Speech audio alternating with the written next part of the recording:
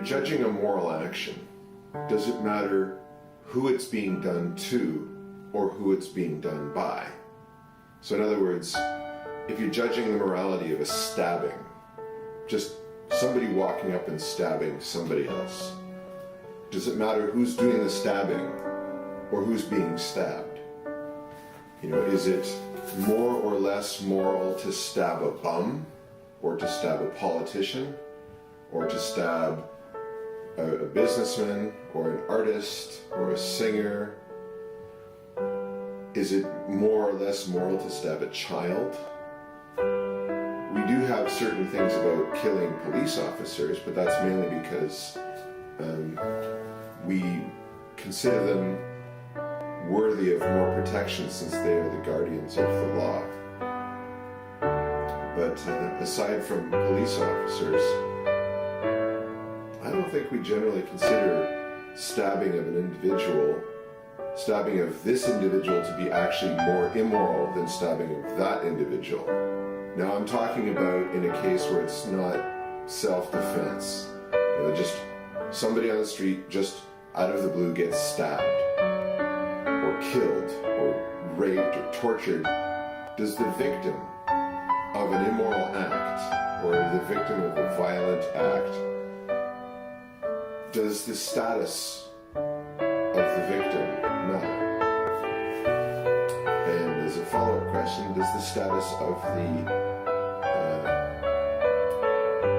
perpetrator matter?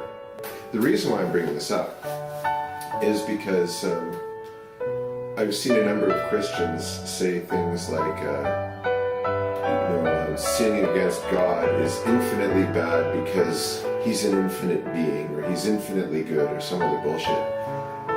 But that implies that a crime against God is worse than a crime against another person.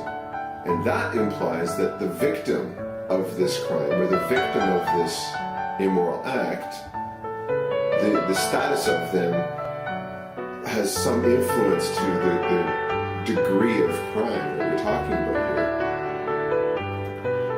But that basically means that if you commit a crime against somebody who's of little worth, like an old bum, that doesn't really matter.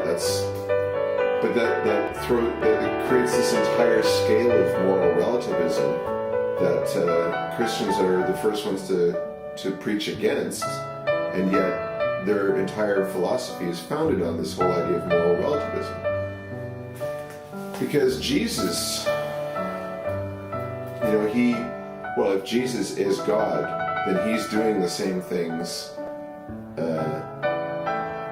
that God is doing. You know, God kills people, and he throws people into hell. And when humans don't obey his orders, like say at Sodom and Gomorrah, he kills them. He killed everybody in Sodom and Gomorrah. He killed, and according to the flood, or the Genesis, the flood story, he killed the entire planet. Now, don't even try to spew that bullshit that babies are somehow guilty. They've got the guilt of the original sin. That is just the biggest pile of shit. That means you're guilty of something that you didn't even do. You're made guilty. If you're made guilty, then it's the maker who's at fault, not you, because you have no choice in the way you're made. So that is a reprehensible philosophy, that you're born guilty. I know that a lot of Christians believe that. But anyway, there are babies and pregnant mothers and children, and there definitely will be people who are actually good. And in the worldwide flood, they were killed. And in Sodom and Gomorrah, there would still be babies. They were running, they were operating cities. They had a population, and there would be people in Sodom and Gomorrah who would be killed with the firebombing of those cities, and actually the surrounding valley. And just don't tell me that everybody in those cities was evil. You know, if God is all-powerful, he could just snap his mighty fingers and kill all the evil people in Sodom, kill all the evil people in Gomorrah, kill all the evil people in the world. God could have taken the easy route, which wouldn't have had any of these problems. If he just snapped his fingers, killed all the evil people in the world, done. But he didn't do that, apparently.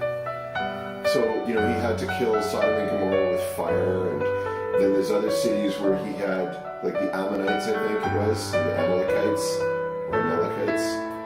They were supposed to be slaughtered by the Hebrews, the Israelites. And they'd say, kill everything that breathes in one of these. Everything that breathes. Pets, farm animals, children, babies, mothers, everybody.